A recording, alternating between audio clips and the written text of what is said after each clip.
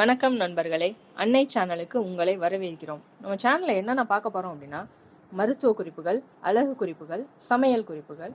நாங்கள் போடுற வீடியோஸ் பிடிச்சிருந்துச்சுன்னா எங்கள் சேனல் லைக் பண்ணுங்கள், ஷேர் பண்ணுங்கள், சப்ஸ்கிரைப் பண்ணுங்கள். வணக்கம் நண்பர்களே, அன்னை சேனலுக்கு உங்களை வரவேற்கிறோம். இன்னைக்கு நம்ம சேனலில் பார்க்க போகிற ரெசிபி என்னன்னு பார்த்தீங்கன்னா, பன்னீர் பிரியாணி. பன்னீர் பிரியாணிக்கு தேவையான பொருட்கள் பார்த்துருவோம். தேவையான பொருட்கள்: 2 துண்டு பட்டை, கொஞ்சமா ஜாதிபத்ரி, 1 நட்சத்திரப்பூ, 3 ஏலக்காய், 3 கிராம்பு, 6 பச்சை மிளகாய். இது எல்லாத்தையும் மிக்சியில போடுறோம்.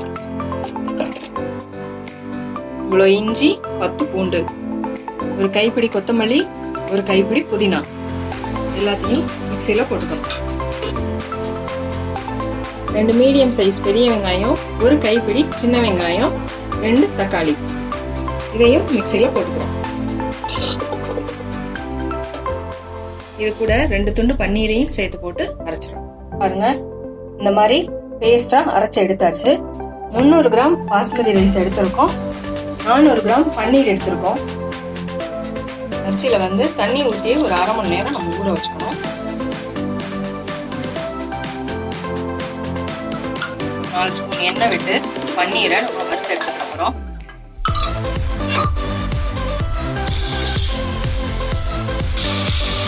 இந்த மாதிரி நம்ம லைட்டா ஹாஃப் ஃப்ரை பண்ணோம்னா போதும். எதுக்காக நம்ம ஃப்ரை பண்ணோம் அப்படின்னா, பிரியாணியில பன்னீர் உடஞ்சிடக்கூடாதுங்கிறதுக்காக தான் நம்ம ஃப்ரை பண்றோம்.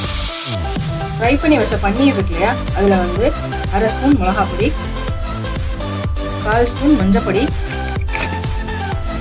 1 ஸ்பூன் உப்பு, எல்லாத்தையும் சேர்த்து நம்ம மேரினேட் பண்ணி வச்சிடணும். நம்ம பன்னீர் ஃப்ரை பண்ண கடாயிலேயே 2 ஸ்பூன் நெய் விட்டுக்கிறோம். என்ன சூடானோடனே 1 கிராம்பு, நட்சத்திர பூல பாதி, 1 ஏலக்காய், 1 பட்டை, கொஞ்சம் சோம்பு போட்டு தாளிச்சுட்டு, நம்ம இதெல்லாம் போட்டு தாளிச்சுட்டு நம்ம அரைச்ச மசாலா இருக்கு இல்லையா, இந்த அரைச்ச மசாலாவை இதுல சேர்க்கணும்.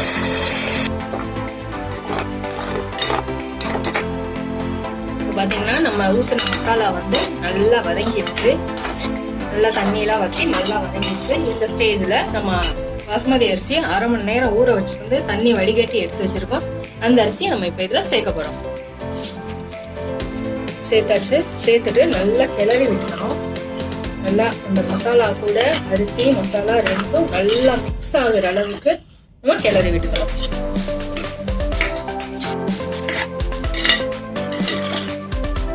இதுல இப்போ இந்த ஸ்பூன்ல 1 ஸ்பூன் கறி மசாலா பொடி சேர்த்துக்கிறோம். கறி மசாலா பொடி நாங்கள் வீட்லேயே தான் ரெடி பண்ணுவோம், அது உங்களுக்கு நான் போடுறேன். கறி மசாலா பொடி போட்டு நல்லா கிளறி விட்டுக்கணும். உங்களுக்கு நாங்கள் கறி மசாலா பொடி, கரம் மசாலா பொடி, பிரியாணி மசால், இது எல்லாமே எங்கள் வீடியோவில் உங்களுக்கு நாங்கள் கொடுக்குறோம், பார்த்துக்கோங்க. நம்ம 300 கிராம் அரிசி போட்டிருக்கோம். 300 கிராம் அரிசிக்கு 500 கிராம் நம்ம தண்ணி ஊற்றிக்கணும். தண்ணி ஊற்றி நல்லா மிக்ஸ் பண்ணிட்டு இப்போ பிரியாணிக்கு தேவையான அளவு உப்பு சேர்த்துக்கிறோம். நம்ம பன்னீர்ல உப்பு போட்டிருக்கோம், அதனால கொஞ்சம் கவனமாக சேர்த்துக்கிறோம். இப்போ நம்ம பாஸ்மதி ரைஸ்ன்றதுனால 300 கிராம் அரிசிக்கு 500 கிராம் தண்ணி ஊற்றிருக்கோம். இதே சீரக சம்பா ரைஸ், பிரியாணி ரைஸ் அப்படின்னு சொன்னோம்னா நம்ம தண்ணி ஈக்குவலா சேர்க்கணும். 300 கிராம் தண்ணி ஊற்றினோம்னா 300 கிராம் அரிசி போட்டோம்னா 600 கிராம் தண்ணி சேர்க்கணும். இப்போ இது கொதி வர்ற வரைக்கும் நம்ம மூடி போட்டு வச்சிருவோம்.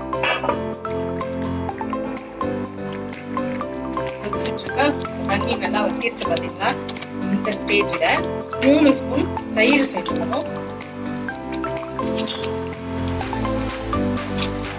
தயிர் சேர்த்துட்டு நம்ம மேரினேட் பண்ணி வச்சிருந்தோம் இல்லையா இந்த பன்னீரை இது கூட இப்பதான் சேர்க்கணும்.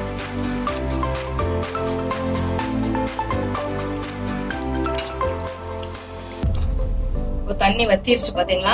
இந்த டைம்ல நம்ம என்ன பண்ணணும்னா, பன்னீர் பாத்தீங்களா அழகா மிக்ஸ் ஆயிடுச்சு ஆகாததோட.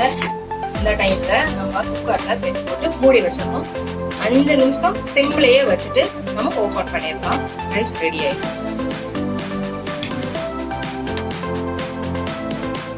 நம்ம பிரியாணி எப்படி வந்திருக்குன்னு பார்த்துடலாம்.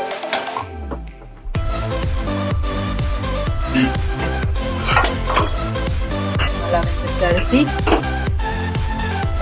நம்ம கரண்டி காம்பு வச்சு அப்பதான் பன்னீரும் ரைஸும் உடையாம வரும். பாருங்க, நம்மளோட சுவையான பன்னீர் பிரியாணி ரெடி. ஒரு ஸ்பூன் நெய் விட்டுக்கிறோம். நெய் விட்டுட்டு நல்லா கிளறி விட்டுக்கலாம். கிளறி விட்டுட்டு பிளேட்டுக்கு மாற்றிக்கலாம். பாருங்க நண்பர்களே, நம்மளோட சுவையான பன்னீர் பிரியாணி ரெடி ஆயிடுச்சு. இந்த ரெசிபி உங்களுக்கு பிடிச்சிருந்துச்சுன்னா லைக் பண்ணுங்க, ஷேர் பண்ணுங்க, சப்ஸ்கிரைப் பண்ணுங்க. கூடவே பெல் ஐகானையும் பிரஸ் பண்ணுங்க.